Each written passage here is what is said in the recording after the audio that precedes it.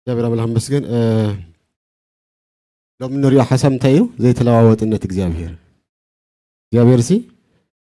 አቡሊ ኪዳን ዝነበረ ካለ ኣብ ሓድሽ ካንካ ዘሎ ካለ ዘይኮነሲ እግዚአብሔር ናይ ዘለዓለም አምላኽሲ ኩሉ ግዜስ አይልወጥን እዩ። እግዚአብሔር አምላክ ይመስገን። ዘይተለዋጥነት እግዚአብሔርካ ውሕስነት ምድሕና እዩ። አሜን ዶ ዘይተለዋወጥነት እግዚአብሔር ሲ ውሕስነት ናይ ምንታይ እዩ? ናይ ምድሕና እዩ። እግዚአብሔር ዝለዋወጥ ተዝኾነሲ ቀደም ንአዳም ዝሃቦ ተስፋ ምስ ወደቀ ዝልወጥ ነይሩ ተዝኾንስ ገዲፈ ይለኽወል ነይሩ። እግዚአብሔር ግን ኣብ ኪዳኑ ይልወጥን እዩ፣ ኣብ ቃሉ ይልወጥን እዩ፣ ባዕሉ ከዓ ይልወጥን እዩ።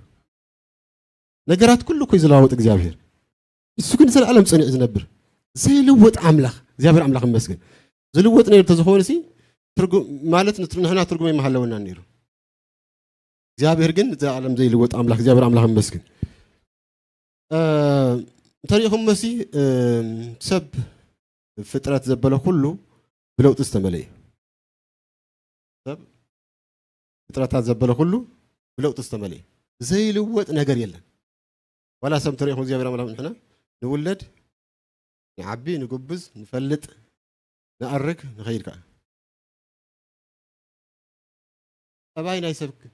ይልወጥ እግዚአብሔር አምላክ ይመስገን። ሕጂ ንኣብነት ሲ መጀመርያ ክትላለይ ከለኻ ተሓስባ ሰብ ብዙሕኻ ትኽሽክሽ ይ ማለት እዩ። ብዙሕኻ ትዛረብ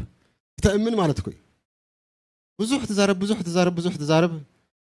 ተመርኣኻ ኣብ ክሕፅነትካ ንስኻ ብዙሕ ትዛረብ ዳሕራይት ተሓቢኡ ዝነበረ ጠባያት እናመፀ ምስ መፀ ክንፍል ይምሽ ማለት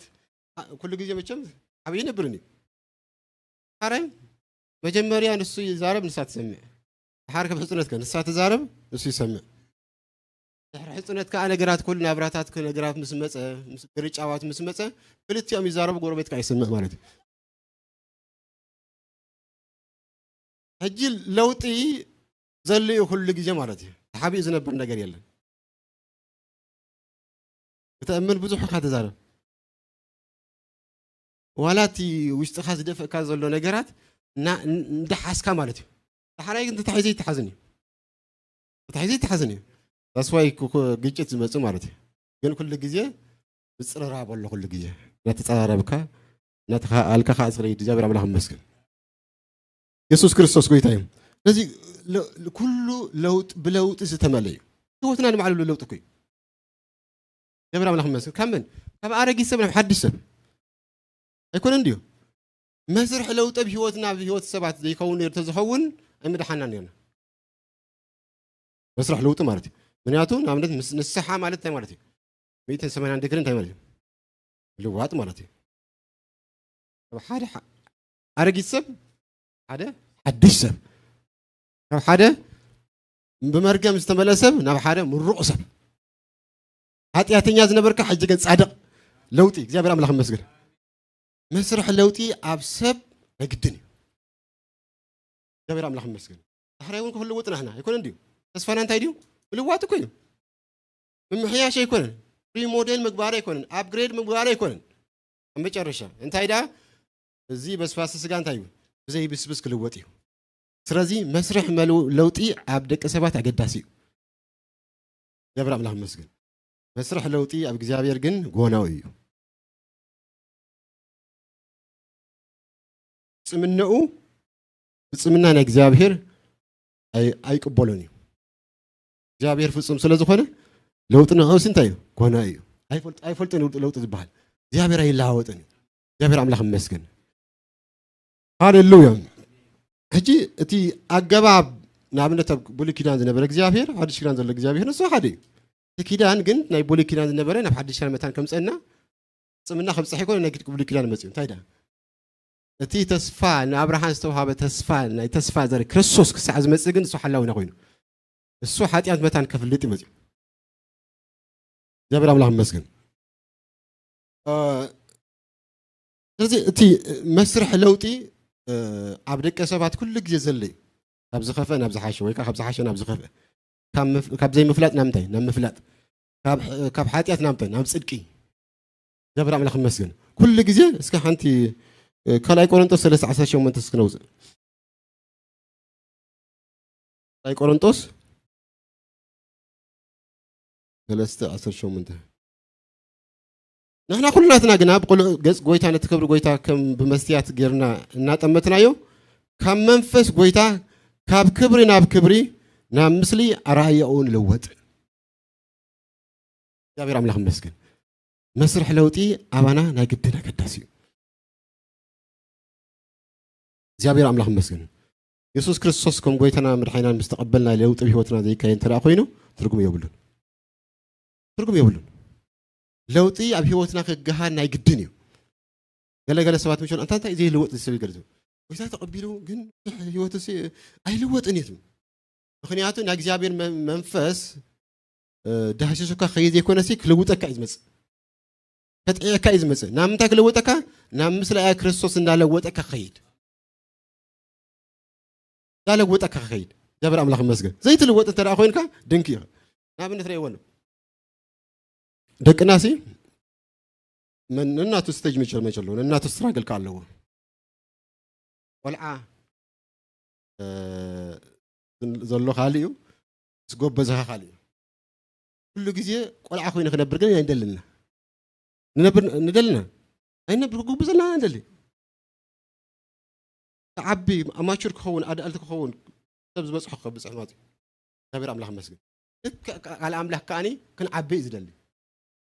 ልወጥ ይዝደል እግዚአብሔር አምላክ ይመስገን እንዳተለወጥና ከይና ዝደል እግዚአብሔር አምላክ ይመስገን ስለዚህ ካብ ክብሪ ናብ ክብሪ ናብ ምስሊ አርአየውን ልወጥ ናብ ምስሊ አርአየውን ልወጥ ምስሊ ጎይታ መስሉ ቀደም መድቦም ምሽ ብለና ታይም መስሉ እግዚአብሔር አምላክ ሃሌሉያ ስለዚህ ካለ እስከ ቆሎሴው 3:9 እስከ ካላይ ማለት ነው ቆሎሴ ለሰት ጃዓተ 10 መሐንሳ ይዘለው ንስኻትኩም ነቲ አርጊስ ሰብ ምስ ግብሩ ቀንጢጥኩም ከምቲ ምስሊ እቲ ዝፈጠሮ ገርኩም ነቲ ንፍልጠት ሓድስ ሰብ ዝለበስኩም ንሓድሕድኩም ኣይትተሓሳሰቡ አርጊስ ሰብ ንስኻትኩም ነቲ አርጊስ ሰብ ምስ ግብሩ ቀንጢጥኩም እግዚአብሔር አምላክ ይመስገን ምስ ግብሩ ቀንጢጥኩም ከምቲ ምስሊ እቲ ዝፈጠሮ ገርኩም ነቲ ንፍልጠት ሓድሽ ሰብ ዝለበስኩም ንሓድሕድኩም ኣይትተሓሳሰቡ ይብለ እግዚአብሔር አምላክ ይመስገን ስለዚህ ምልዋጥ ካብ ሓደ አርጊስ ሰብ ናብ ሓደ ሓድሽ ሰብ ካብ ዘይ ቅዱስ ናብ ቅዱስ ካብ ኃጢአተኛ ናብ ዘይ ኃጢአተኛ ካብ ውሉድ ዲያብሎስ ናብ ውሉድ አምላክ እዚ ሁሉ መስርሕ ኣብ ደቂ ሰባት ናይ ግድን ይስጽ እግዚአብሔር አምላክ ይመስገን ህይወትናኻ ክትልወጥካ ኣለዋ ትልወጥ ኣሎ እግዚአብሔር አምላክ ኩሉ ግዜ ንጽልእና ምሽ ክንልወጥ ማለት ግን ካብቲ ዝነበረሲ ካልእ ስቴጅ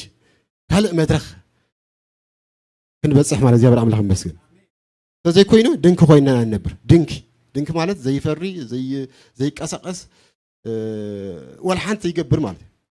እግዚአብሔር ግን ድንክ ክንከውን አይደለና እና ፍረና ነባርና ሆነ እና ምስለ ክርስቶስ እና እንደለና ተለወጥና ምንታና ለወጥ ካኒ ተካይደና ማለት በቲ ኢየሱስ ክርስቶስ ኣብ ህይወትና ዝገበሮ ፍረ ጽድቂ መንፈስ እና ተለወጥና ንኸይድ እግዚአብሔር አምላክ ይመስገን ስለዚህ እቲ መስርሕ ምልዋጥ ንዓና ከም ቀዲመ ዝበልኩ ንስሓ ማለት ማለት እዩ 180 ዲግሪ ናብ እንታይ ሓደ ዳይሬክሽን ምልዋጥ 360 ኮይና እንታ ዝነበርካ ኣይትለወጥና 180 ተዳ ኮይና ግን አረጊስ ነበርካ ቶታሊ ሓድሽ ትኾን ንአምላክ ዘይኽብር ዝነበርካ ሕጂ ግን አምላክ ተኽብር ትኾን ውሉድ ዲያብሎስ ነበርካ ሕጂ ግን እንታይ ትኾን ውሉድ አምላክ ትኾን እግዚአብሔር አምላክ ይመስገን ስለዚህ ከምቲ ዝበልኮ ዓቢ ተስፋናኻ እንታይ ምልዋጥ እዩ እግዚአብሔር አምላክ ይመስገን ኣይኮነ እንዲዩ ዘይልወጥ ነርና ዘይልወጥ ተንኸውን እዚ ኣብዚ ምን ተኣከብና ነርና ተስፋና ምክንያቱ ምልዋጥ እዩ እስከ በፊልጵ ምዕራፍ 3 نحن جنا هجرنا بسماوات يا كابون مدحنا يسوع كريستوس نصب علينا أتي نسو باتين كله كمل كله زكال حيلين تكبر سجوا من تمثل نزين يود السجنا تاي قبرأيو كله وطا أيو اللي بيم عرف سلسته إسرا حالين نزين بزلوا سلسة جابر عمل خمس جن لوتي أبي وطنا ناي جدني يخون لك عم بيجر الشمرات جابر عمل خمس جن أوكي اسكن نابتنا زي تلاوت الناس ناق جابر اسكن حلف እግዚአብሔር እዚ ዘይተለዋወጥ እነቱ ወሕስነት መድሓና እዩ ምክንያቱስ ሚክያስ 3:6 ተዳውሲና ሚልኪያስ ኖት ሚክያስ ናይ መጨረሻ ናይ ብሉይ ኪዳን ማለት እዩ ምዕራፍ 3:6 أنا እግዚአብሔር አይልወጥን የሞ አቱም ደቅስ ያዕቆብ ስለዚህ አይጠፋእኩምን أنا ምን አይልወጥን أنا እግዚአብሔር አይልወጥን ስለዚህ እግዚአብሔር ዘይተለዋወጥ ስለዝኾነሲ ደቅ እስራኤል ሳይጠፉን ኢየሱስ ክርስቶስ ዘይተለዋወጥ ስለዝኾነሲ ንሕና ካብ እንታይ ንኾና አይንጠፍን አምላኽ መስገን ስለዚህ እቲ ዘይተለዋወጥነት ናይ እግዚአብሔር ውሕስነት ምድሓንና እዩ እግዚአብሔር ነዛ ዓለም አይልወጥን እዩ አይልወጥን ንሱ እግዚአብሔር አምላኽ መስገን ከምታ ዘለዋ ኮይኑ አይወስኽ አይቅንስ እሱ ፐርፌክሽን ሒዙ ፍጽምናው ሒዙ ዘለዓለም ይነብር እግዚአብሔር አምላኽ መስገን ፍጽምና ናይ እግዚአብሔር ዘለዓለም ማለት ከምቲ ኣብስል ንሪኦም አጋይሽ ዝመስሉ ሰለስተ ዘይኮነሲ እግዚአብሔር ረቂቅ መንፈስ ዘይረአ ግብርታት ግን ዝረአ ዘለዓለም ጽኒዕ ዝነብር ዘይአርግ ሰርፕራይዝ ዘይከውን ሰርፕራይዝ ዘይከውን እግዚአብሔር አዲስ ነገር አይፈልጥን እዩ ምስ ምክንያቱ ኩሉ ፍልጠት ተብሎ ቅድስናው አይወስኽን እዩ እሱ በቀደም ቅዱስ እዩ ምሕረቱ አይወስኽን እዩ ኩሉ ግዜ መሓሪ ኮይኑ ዝነብር እግዚአብሔር አምላኽ መስገን ዘይተለዋጥነት እግዚአብሔር እግዚአብሔር ሲም ብዙሓት መለለይታት ኣለዎ መለለይታት ናይ እግዚአብሔር ምናልባት ፈጦም ትኾይኖም ወይ ከዓ attributes of God እግዚአብሔር ሲ ዝለለሎም መንገድታት ወይ ከዓ አገባባት ማለት እዩ ኣብ እግዚአብሔር ንረኽቦም ነገራት ማለት እዩ ገሊኦም ዝካፈሉ እዮም ገሊኦም ዘይካፈሉ እዮም መለለይታት እግዚአብሔር ገሊኦም ዝካፈሉ እዮም ንዓናሲ ሼር ዝገብርና እዩ ተመቐልቲ ኣምላኻዊ ባህሩ ትኾኑ ምሽ ብለና ገሊኦም ሼር ዝገብሩ ከም ጸጋ እግዚአብሔር ምሕረት እግዚአብሔር ፍቅር እግዚአብሔር እዞም መለለይታት ናይ ምንታይ እዮም ናይ እግዚአብሔር መለለይታት attributes of God እዮም እዚኦም ሕጂ እግዚአብሔር ብኸም ንዓና እንታይ ዝገብረና እዩ ሼር ዝገብረና እዩ እግዚአብሔር አምላኽ መስገን ታስዋይና ምስሊ ራእዮን ልወጥኮ እግዚአብሔር አምላኽ መስገን ናይ አምላኽ መለለይታት ብዙሓት ንኣብነት ዘይተመርማርነት አምላኽ ኩሉ ኸኣልነት አምላኽ ኩሉ ፈላጥነት አምላኽ ኣብ ኩሉ ተረካብነት አምላኽ ደረት ሰገርነት አምላኽ ምሕረት አምላኽ ጸጋ አምላኽ ብዙሕ እንትን ዝብል ንኽእልና ኣዝዮም ብዙሓት ማለት እዩ እዚኦም እግዚአብሔር ዝልለየሎም attributes ወይ ከዓ ጠባያት እዮም ማለት እግዚአብሔር አምላኽ መስገን ኦኬ ከም ዝበልኩኹም ዝካፈሉ ናይ እግዚአብሔር attributes ወይ ከዓ ባህሪታት ኣለዉ ዘይካፈሉ ዘለዓለም ዋላ እንተ ጸለኻሲ እግዚአብሔር ዘይካፈሉ ንኣብነት አምላኽ እግዚአብሔር ኣብ ኩሉ ቦታ ክርከብ ጽልይ ኣለኹ ኢልካ ተጸልይካ እግዚአብሔር ይገብሮ ኩሉ ክፈልጥካ እግዚአብሔር ሲ ታኾንካ ኩሉ ትኽእል ከለኻሲ ታኾንካ ካብ ህይወት ዘይትገብሮ ነገር እዚ ኢልካ እንተ ጸለኻ እግዚአብሔር ሰምዐካ ኣይሰምዐካን እግዚአብሔር ዝካፈል ባህር ኣለዎ ዘይካፈል ባህር ኣለዎ ምክንያቱ ተራካ ፊልካ ዳኹም ትኮንና ማዕረግ ትኮንካ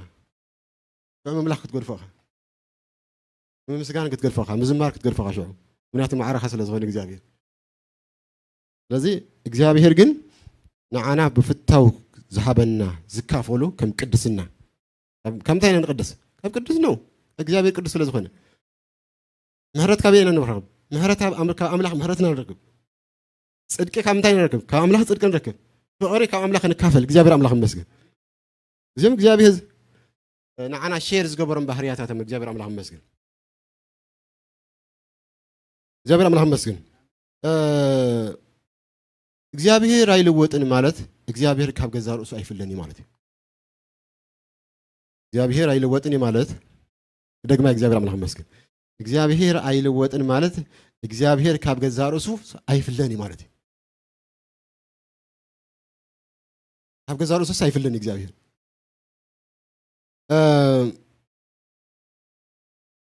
አቡ ተኸሎን አይለውጥን ከይህሉ ፍጽምናው ይወግደዩ ተኸሎን አይለውጥ ያ እግዚአብሔር ከይህሉ ናቱ ፍጽምና ይወግደዩ እግዚአብሔር ፍጹም ስለዝኾነ ተኸሎን አይለውጥ ከይህሉ ሲ በቃ ፍጽምናው እንታይ ይወግደዩ ንትኻል እግዚአብሔር አምላክ ይመስገን አብ አምላክ ምሕያስ ዝባሃል ነገር የለን መውሳኽ ዝባሃል ነገር የለን ጉዳል ዝባሃል ወነ የለን ሰርፕራይዝ ከምዛ አንተ ዘርኩም እግዚአብሔር ሰርፕራይዝ ዝገብሮ ነገር የለን እግዚአብሔር ምክንያቱ አይልወጥ እግዚአብሔር ፍጹም ኮይኑ ዘላለም ዝነብር አምላክ ለውጥ ዝብል ቃል ነው እሲ ጓነው እዩ አይምልኮተን እግዚአብሔር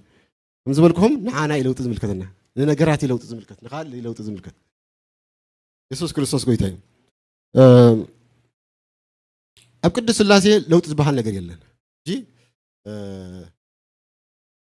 አምላክ ቅድመ መስራት ዓለም በየ ዝነብር ዝነበረ ድሓር ከዓ ኢየሱስ ክርስቶስ ተወሰኸ ድሓር ከዓ መንፈስ ቅዱስ ከዓ ዝመፀ ኮይኑ ይኩን እሱ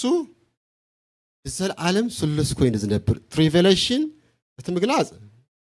ጊዜ ይመጽዩ እግዚአብሔር አምላክ ይመስገን እሱን ካብ ዘለዓለም እንታይ ኮይኑ ስሉስ ኮይኑ ዝነብር እግዚአብሔር አምላክ ይመስገን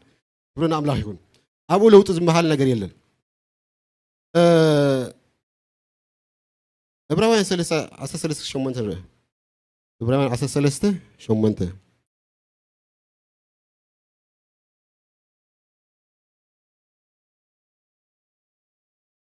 13:8 ሁሉ ጊዜ እንጠቅሳለን ኢየሱስ ክርስቶስ ትማልን ለምን እንታዩ ዘላለም ንስዩ ማልን ሎሚ ዘላለም እንታይ ኢየሱስ ክርስቶስ እግዚአብሔር አምላክ ይመስገን እሱ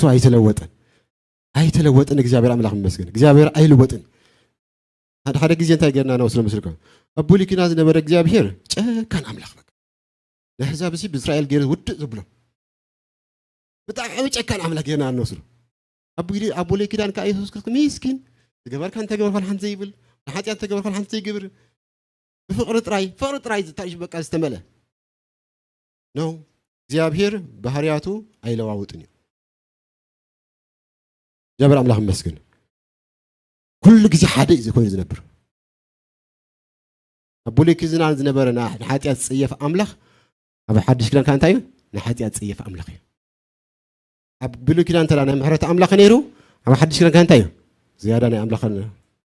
ምሕረት አምላክ ዓዚልና እግዚአብሔር አምላክ ይመስገን ክብርና አምላክ ይሁን ስለዚ ከምኡ ጌርና እንተ ሓንጎልና ይመላለስ ሃልዩ ብሉይ ኪዳን ዝነበረ ካልእ አምላክ ወይ ኣረጊት አምላክ ኢየሱስ ክርስቶስ ያንግ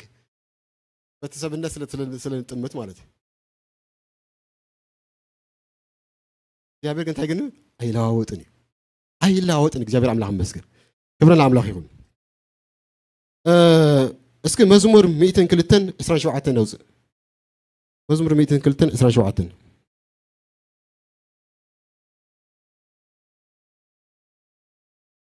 መዝሙር 127 ካብ 26 ከንበአ ካብ 25 ካብ ጥንቲ ንምድሪ ሰሪትካያ ሰማያት ከዓ ግብሪ ኣዳውካዮም ንሳቶም ክጠፍ እዮም ንስሓ ገና ትነብር ኩላቶም ከም ክዳን ክበሉ እዮም ከም ልብሲ ክትልውጦም ኢኻ ክልወጡውን እዮም ንስሓ ገና ከም ቀደምካ ኢኻ ዓመታትካ ከቶ ኣይውዳእን እግዚአብሔር አምላክ ይመስገን ንስሓ ገና ከም ምንኻ ከም ቀደምካ ኢኻ ዓመታትካ ከዓ ኣይውዳእን እግዚአብሔር ከም ቀደም ኮይኑ እዩ ዝነብር እግዚአብሔር ከምታ ቀደም እግዚአብሔር አምላክ ይመስገን ቀደም ብዙ ንሽተይ ዝፈልጥ እጅግን ብዙ ዝፈልጥ ቀደም ያን ግዜ ነበር ሕጃ አረገ ወይ ከዓ በአንጻሩ ማለት እዩ አይኮነን እግዚአብሔር ኩሉ ጊዜ ከምታ ዘለው ኮይኑ ዝነብር ከምታ ፍጽምና እግዚአብሔር አምላክ ይመስገን ለኩሉ ጊዜ ንዘላለም ኮይኑ ከምኡ ኮይኑ ዝነብር እግዚአብሔር አምላክ ይመስገን ብሩን አምላክ ይሁን ወላ በያዕቆብ ምዕራፍ 17 ውን ሙሉኡን ጽቡቁን وهبت كمن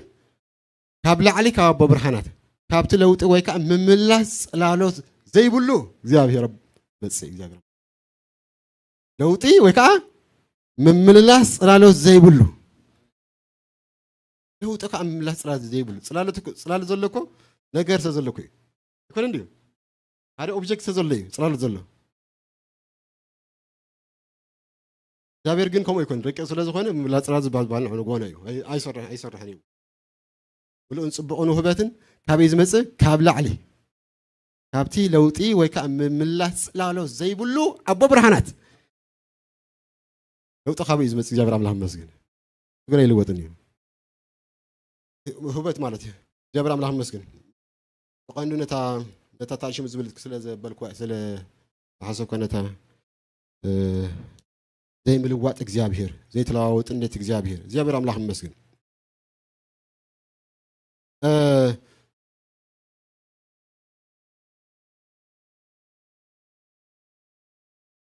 እስከ ኢየሱስ ክርስቶስ ካብ ሰማይ ክመጽእ ከሎ ናብዛ ምድሪ ክመጽእ ከሎ ክብሩ ይገዲፉ መጽዩ እግዚአብሔር አምላክ መስገን ክብሩ ይገዲፉ መጽዩ መንነቱ አይለወጥን እግዚአብሔር መንነት እግዚአብሔር አይለወጥን እሱ አምላክነቱ አይለወጥን ካብ ሰማይ ክመጽእ ከሎ ክብሩ ይገዲፉ ስጋ ስለለበሰ ሁሉ ሰቢና አቋኔር ካብ ደኻ ስለስተወለ ሁሉ ሰቢና አቋኔር ግን አውሽጥ ግን ምልአት መለኮት ነይሩ ብዘሎ ምልአት መለኮት ሲ أبو حدر أبو سمير ولا سيم عرف خلاص رشعت جابر أملاهم مسكين لذي يسوع كريستوس انتين عندنا زي تلاوت نتنا إجزابير جي يسوع كريستوس كأنتاي أملاخي جي أملاخ أنت لا أخوينه أمدري سماي كون كل أملاخ أمدري كون كل خاصبي ترى أيكون نو من نتنا إجزابير بس كله جاك كم جاك كذا أيكون جاك تيكون وما أون كله زقدفه وين كزحلو كله خاص زقبره ما أيكون إجزابير هم اللي أنت حاسبنا أبي إجزابير تلاوت إنه تلا مالتي إجزابير كنتاينو أهل وقت إن إجزابير أملاهم مسكين أهل وقتني لذي جلس خابتي هذا حدا إجزابير أملاهم مسكين ناي قلت له من حنا يسوع كريستوس مس قال خابتي زبحال بزح عندي زبحال جن يسوع كريستوس زمنا بزام درجة خمسة كله أملاخ ونينير أمين ده أملاخ ونينير جابر أملاخ مسكين سبن أملاخ جابر أملاخ مسكين سلازي أبز ما يكون كله أملاخ أمدر يكون كله خاسب يكون أسي من النتنا إجزابير من النتنا أملاخ سلازي العود ونياتو تكارك الحدود الله إجزابير سي أيلاوتني كريستوس أيلاوتني بس جاب من اللاسيكم أجينا بعين سمين رأيه سلازي هذا جيزة من النتنا إجزابير زقدف هذا جيزة خاطر زقبر يكونن زلبس يكون من النتو زي تلاوت النتي أيلوت إنه من النتنا إجزابير زبر عملهم مسك تجي إسك قال خابتم يسوع كريستوس سب سما يكون كله سب نو سوري أملاخ أمدر يكون كله خاص بزوج نورو قال إذا حلف جينا تمهرنا قال أقل كلا بلا نشتي شر جركم نيرة نابنت أب كلا أي كفل زمن أبزنا برا جزية مارتي نوال باتي يحربايتنا أيتي بيت كريستيان ويكان محبر عملاق انتدع تقدسوا تنبوكينكم أب كلا أي كفل زمن يبونايتس بحالو وجنا يهود نيرو يبونايتس ويكا أبساويان بتقولين مارتي يبونايتس ويكا أبساويان يبونيزم بحال مارتيو اليوم يبونايتس ولا أب غلاتيا ونيرم غلاتيا صحف كله لتهم تايم تقوم نيرم الجموسين جزراتن وين كتجزروا لكم تدعموا من حاجة ترقبوا لكم وينكم زبلوا كوجنا هير زخور جا حسس ما مهران نيرم the same thing ينسي مارس الجنة مولو من حان ترى أخذ نخونكم زي الجموسين تاين جزراتن كتجزروا لكم لكم نتهم كوجنا أيهود زي كونوا كرسيارات نبغى تقوم تقوم نيرم يسعر نيرم that's why غلاتيا تصحفوا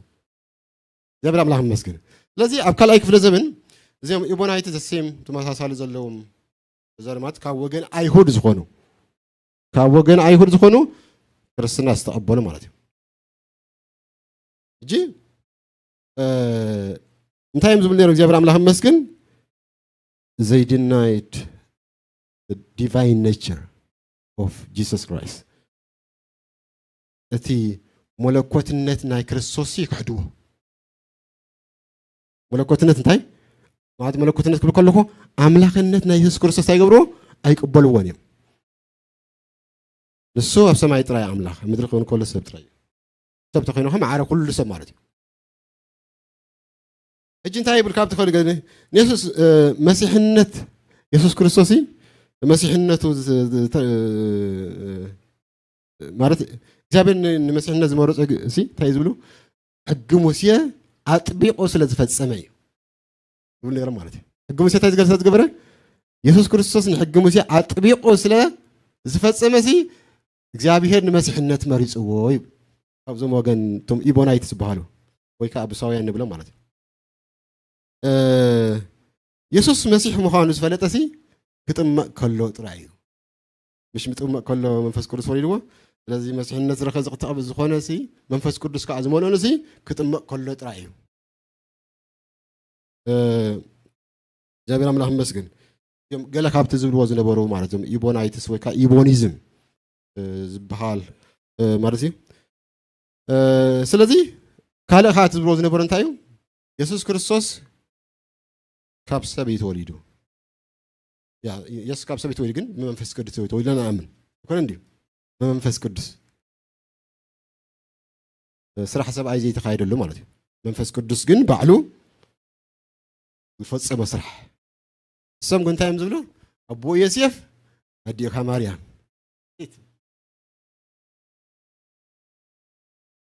ይብሉ ነይሮም ማለት እዩ አብርሃም ለሐም መስገን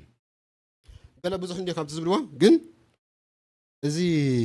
ዓይነት ትምህርቲ እዚ ኣብ ጉባኤ ቁስጥንጢንያ ብ331 ኤዲ ዝነበሩ ቶም ኣቦታት ብመሰረት መጽሓፍ ቅዱስ ብመሰረት ቃል አምላክ ነዚ ታገረሞ ፕሮሰስ ገረሞ ማለት እዩ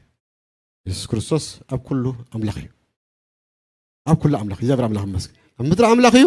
ሰማይ አምላክ እዩ አይለዋወጥ ንሱ ታስዋ ኢየሱስ ክርስቶስ ተማልን ለምን እዛ ዓለም ንሱ እዩ እግዚአብሔር አምላክ መስገን ከተናይ ቆሎሴ ምዕራፍ ደሰተትሻተ بزلو ملعات أبوك حدر أبو سمير والله بزلو منتاي ملعات أبوك حدر أبو سمير والله هات يسكر عندي نام جرشة نام ودعت عجزنا لنا كير زي أبراهيم لهم مسكين إساياس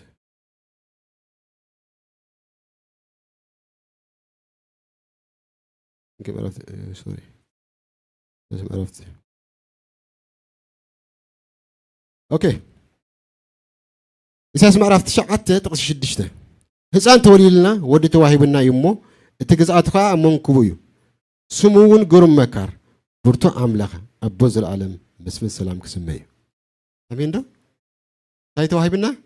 ህፃን ተዋሂብና ህፃን ተወሊልና ወዲ ተዋሂብና ዩ እሞ እትግዛአትካ መንኩቡዩ ስሙውን ግሩም መካር ኢየሱስ ክርስቶስ እዩ አሜን ዶ ግሩም መካር ብርቱ አምላክ نمن يسوع كريستوس برتو عملاق اسكبل وتا زي ابراهيم مسكين برتو عملاق برتو بكم زي كون زي برتو عملاق ابو زل العالم ينسو زل العالم زي ابراهيم مسكين مسفن سلام سمي لذي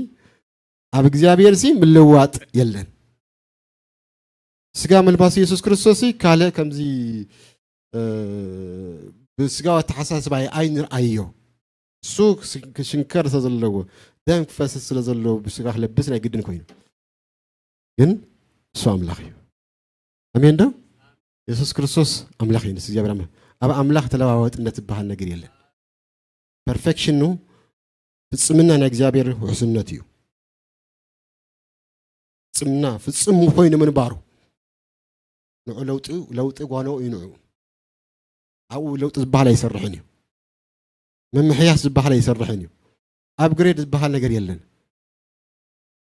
ቅድስና አይወስኽ አይቁንስ ሁሉም ኮይኑ ዝነብር እግዚአብሔር አምላክ ይመስገን ክብረና አምላክ ይሁን ስለዚህ እግዚአብሔር አይለወጥን እዩ አይለወጥን ስለዚህ መጀመሪያ ዝነገርኩም ዘይተለዋወጥነት እግዚአብሔር እዩ ታርሲ መጀመሪያ ዝራእና እግዚአብሔር አምላክ ይመስገን ነገራት ኩሉ ለወጥ ጠባያት ኩሉ ለወጥ ያምን ሰብ ከም ተዓንት ዝነገርኩም ወላ تعال ጸኒሕካሲ ሰለስተ ሰብ ተሓዳታት እዩ ብጣዕሚ ለዋህ ሰብ ገልካ ተቀሎም ተሓደ ተጣሃል ክሪ ምስ በልካ ፍዲያስ ከምዚ ዓይነት ርጉም ሰብ የለን ትብሎ ከምዚ ዝኸፈ ሰብ ገና አፍ ደገ ከይከደኩ እጅስ ሰባት ተለዋወጥና ባህሪያትና ተለዋወጥና ሕጂ ዝነበር ዘለና ጠባይ ካለ ኮን ይክእል ምሸትካ ካለ ዝግነና ዝጸሉ ነገራት ምስ መጸና ካለ ክንከውን ንኽልና ዝጸልወና ነገር ምስ መጽ ማለት ከባቢና ምሳና ዘሎ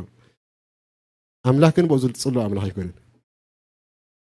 አይጽሎን ይቦ እግዚአብሔር ጽሎን ተራ ኮይነሲ ፍጥረት እዩ ፍጽምና ባህላው ነገር የለ ማለት እግዚአብሔር አምላክ ይመስገን ክብርና አምላክ ይሁን ስለዚህ እግዚአብሔር ዘይተለዋጥነት እግዚአብሔር ውሕስነት ምድሓን ላይ አሜን ነው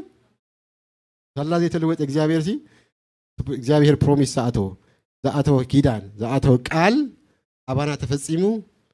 ውልድ ኮይን እግዚአብሔር አምላክ ይመስገን እንጽልና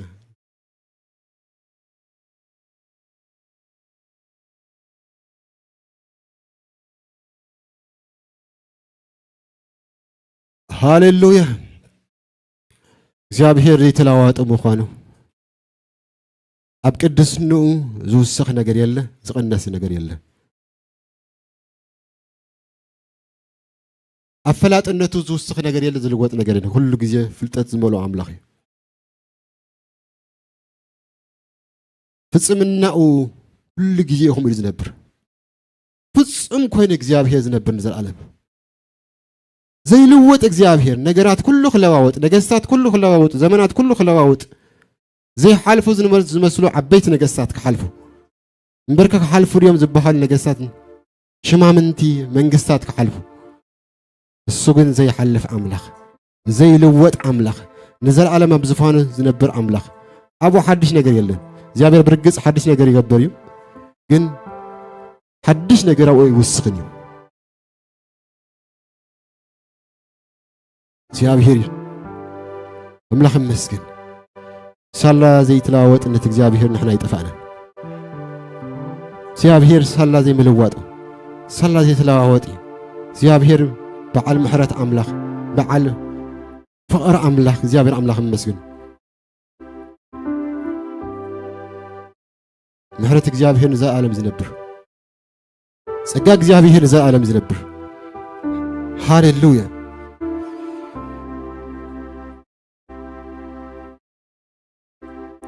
تبال اللومين نزل علم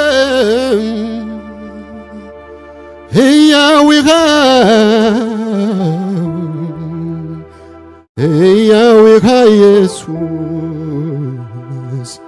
هاي تلوت كان تمال اللومين نزل علم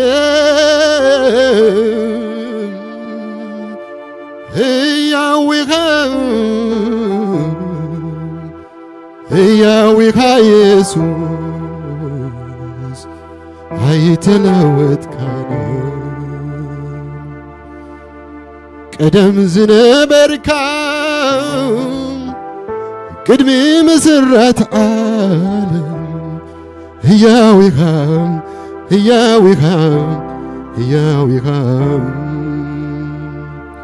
حجدم اللغة دحار وانت متسن أتاه يوزل العالم بينها سنك تنبر حجدم اللغة ድሓር ወንት መጽእ ኣታህያው ዘለዓለም በይነኻ ጽንዕካ ትነብር ትማልን ሎምን ንዘለዓለም ሕያዊኻ ኢየሱስ ኣይተለወጥካናን ትማልን ሎምን ንዘለዓለም ሕያዊኻ ኢየሱስ ኣይተለወጥካናን ቀደም ዝነበርካ ቅድሚ ምስራት ዓለም ሕያዊኻ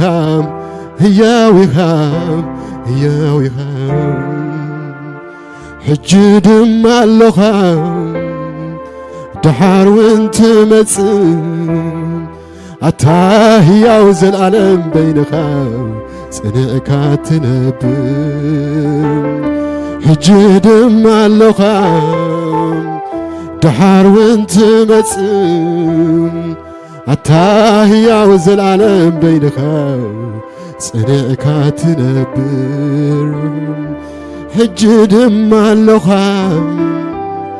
ድሓር እውን ትመጽእ ኣታ ሕያው ዘለዓለም በይንኻ ጽንዕካ ትነብር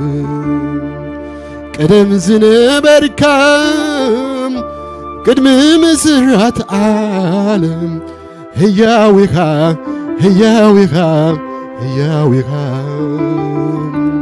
ሕጂ ድማ ኣለኻ ድሓር እውን ትመጽእ ኣታ ሕያው ዘለዓለም በይንኻ ጽንዕካ ትነብር ሕጂ ድማ ኣለኻ ድሓር እውን ትመጽእ ኣታ ሕያው ዘለዓለም በይንኻ ጽንዕካ ትነብር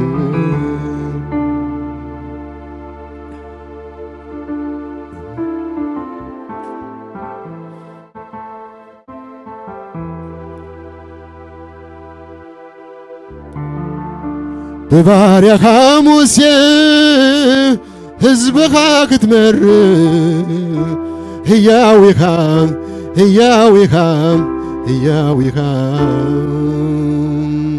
ባሕሪ ሰንጢካ ክትዕልፎም ከለኻ ሕያዊኻ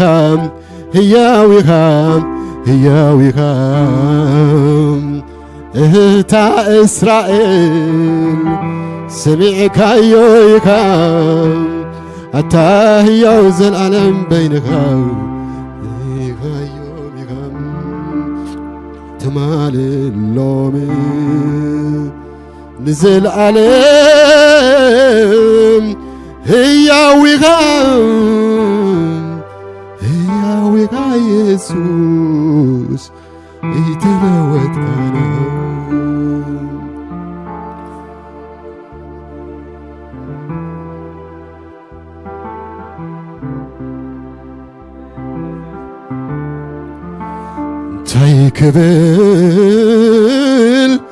እንታይ ክብል ብዛዕባኻ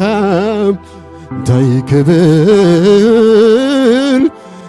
ክብል ተመስገን እንታይ ክብል ብዛዕባኻ እንታይ ክብል ተመስገን እንታይ ክብል ብዛዕባኻ እንታይ ክብል ብዝምስገን እንታይ ክብል ብዛዕባኻ እንታይ ክብል ምስገን ኣታ ኩሉ ትኽእል ኣምላኽ ጥንቲ ኢኻ መንበርየይ ንዓይ ብሓቂ ኣታ أتقول تخيل أملاك تنتي إيخا من بريين عاي بحق بحقي أتقول تخيل أملاك تنتي إيخا من بريين عاي بحق بحقي أتقول تخيل أملاك تنتي إيخا من بريين عاي بحق بحقي أتقول لا تنتي إيخا من بريين عاي بحق يسوع كريستوس قويتاي أتقول تخيل أملاك تنتي زيابير المسكن منبريناي زيابير منبريناي زي تلاوت زيابير منبريناي زي تلاوت إن زيابير وحسنة مدحناي زيابير أملاك مسكن وحسنة منبرنا زيابير أملاك وحسنة ولدنتنا زيابير أملاك مسكن هاليلويا كبرنا أملاك يكون زيابير صار الله يتلاوت مخانو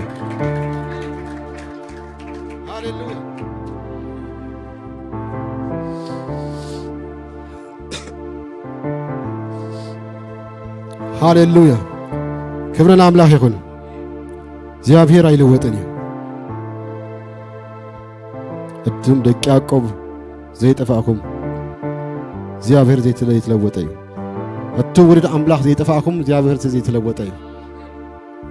أنا نسخانكم زي متفانك زيابير زي تلوت مخاني زيابير أملاك هاليلويا كيدانو أيرس محرته أيرس سأجو زي زنجربو زيابير مهرت إجابير نزا عالم زنبر أملاك مسجن هذا إجابير نزا عالم أمور كوين زنبر إجابير مو كبلا كل كيدان زعت والكا سي كبلو خا كل كا زفرس أملاك يكون إجابير بكيدان نصنع أملاكي إجابير يلوتني زي تلاوت إجابير مسجن هذا وحسنة مدحناي إجابير أملاك مسجن هاليلويا زيابير ربنا بقويتنا مدحينا بيسوع كريستوس سمنا مسكنا كلنا زيابير صلى زي تلوت مخان كاك زيابير لو مخاناتنا صلى زي تلوت مخان كالمورد أملاكنا صلى زي تلوت مخان كالمدحان زرخبنا حزبنا عمنا مسكنا كلنا زيابير بقدسنا خاوسخ يلن مقدار يلن كل جزء قدس كون كاتنبر أفلتت كاغون موسخ يلن مقدار يلن كل جزء فلات كون كاتنبر مع مقت مرمر أملاك كل تمرمر زيابير أبغى حدش نجر يلن زيابير كل تفولت هم حدش نجر يلن حدش نجر من مكان مقبار بقال ماركات هناك زيابير أبغى جن زيابير أي توسخ أي تقدل أو كل تركب كل تفلت ملأت كل تحزكاك زيابير كبرنا عاخا يكون زيابير كل جزء لذي الناس تنتنا خنبر زيابير زي تلقوات مخانكاك زيابير أم نجراتنا نسخايت لقواتن زيابير أب هوتنا نسخايت لقواتن زيابير أب صبوك كون أب كفون نسخايت لقواتن زيابير زيابير سخام محارة تراخون كان زالم محارقة فور تراخون كان زالم فورقة كل تفلت تراخون كان زالم كل تفلت أملاخة زيابير سلا كل لجر كان مسينك سلا قال كان مسجنك سلا زهز بزيول مسينك بس قال زي كنا سنتن كل جزيرة لنا كبر كلنا عها يكون بيسوع كريستوس آمين. جرت سيب له سلطان من قصو وملاك عبي عبي نبينو جرت سيب له سلطان من قصو وملاك عبي عبي نبينو جرت سيب له سلطان من قصو وملاك ستون نبينو جرت سيب له سلطان من قصو وملاك ستون